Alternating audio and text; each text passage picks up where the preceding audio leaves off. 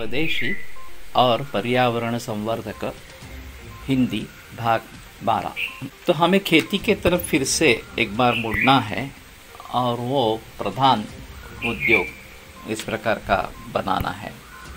तो जैसे कि मैंने कहा कि देसी गाय और उसके संबंधी और भी उद्योग है, जैसे डेयरी इस प्रकार का जो उद्योग है उसके बारे में हम अगर सोचेंगे और नैसर्गिक खेती करना आरंभ करेंगे, लेकिन इसमें ऐसी चीज़ है कि ये सभी लोगों को इकट्ठा आकर निर्णय लेने की आवश्यकता है। अभी एक रत्नागिरी के नज़दीक खानू नाम का एक देहात है, वहाँ पे सभी किसानों ने इकट्ठा आकर ये निर्णय कर लिया और अभी नैसर्गिक खेती में उसका नाम अग्रेसर इस प्रकार का है। वैसे देखा जाए तो सिक्किम राज्य ने अपने पूरे राज्य को ही नैसर्गिक खेती करने वाला या ऑर्गेनिक इस प्रकार का घोषित कर दिया है। और वहाँ का जो अनाज वगैरह है वो सभी विदेशों में बेचा जाता है, लेकिन सिर्फ इतना ही है कि वहाँ पैसे ज़्यादा मिलते हैं, लेकिन भारतीय लोगों के लिए भी इसकी आवश्यकता है ही। तो अगर सिक्किम ये कर सकता है तो बाकी राज्य क्यों नहीं कर सकते। इसमें सिर्फ ऐसा है कि इच्छा शक्ति प्रबल होनी चाहिए कि हमें ये करना ही है, ऐसे इस प्रकार से। अभी गवर्नमेंट की जो धोरणें हैं, गवर्नमेंट की जो पॉलिसी है, उसमें काफ़ी पैसा ये कीटकनाशक और रासायनिक खाद के लिए सब्सिडी के रूप में चला जाता है। वो कम करते जाना है और नैसर्गिक खेती को बढ़ावा इस प्रकार से देना है। अगर देसी गाय खरीदनी है या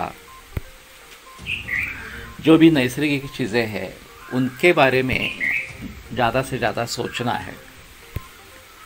तो मेरा एक सुझाव ऐसा था कि एक कीमत और मूल्य ये दो शब्द इस्तेमाल में लाए जाते हैं और उत्पाद का खर्चा कितना है ये एक अहम चीज़ है।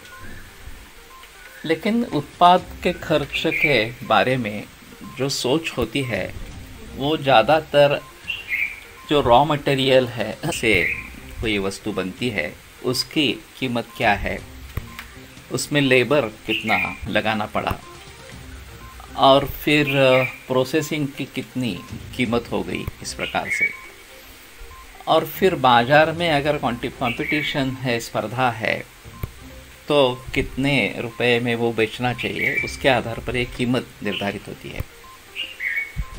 लेकिन इसमें अगर जो नैसर्गिक स्रोत है उनका इस्तेमाल किया गया हो तो उसके बारे में कोई चिंता की नहीं जाती, उसका मूल्य जो है वो ध्यान में नहीं लिया जाता।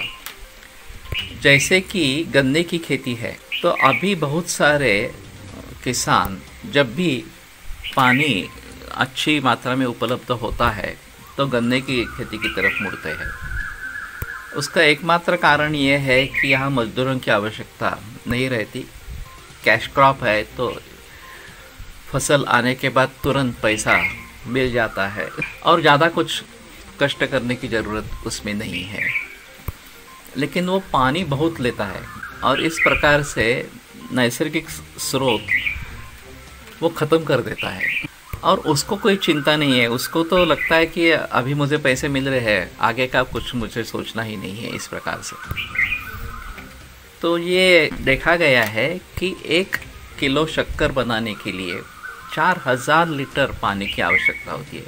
गन्ने की खेती से शुरुआत करके शुगर फैक्ट्री में जो शक्कर निर्माण होती है वहाँ तक 1 किलो शक्कर के लिए 4000 लीटर इतना पानी खर्च होता है। तो ये पानी भी उसका मूल्य है और उसको भी जब हम उसकी कीमत निश्चित करते हैं तो उसमें उसका विचार ज़रूर होना चाहिए।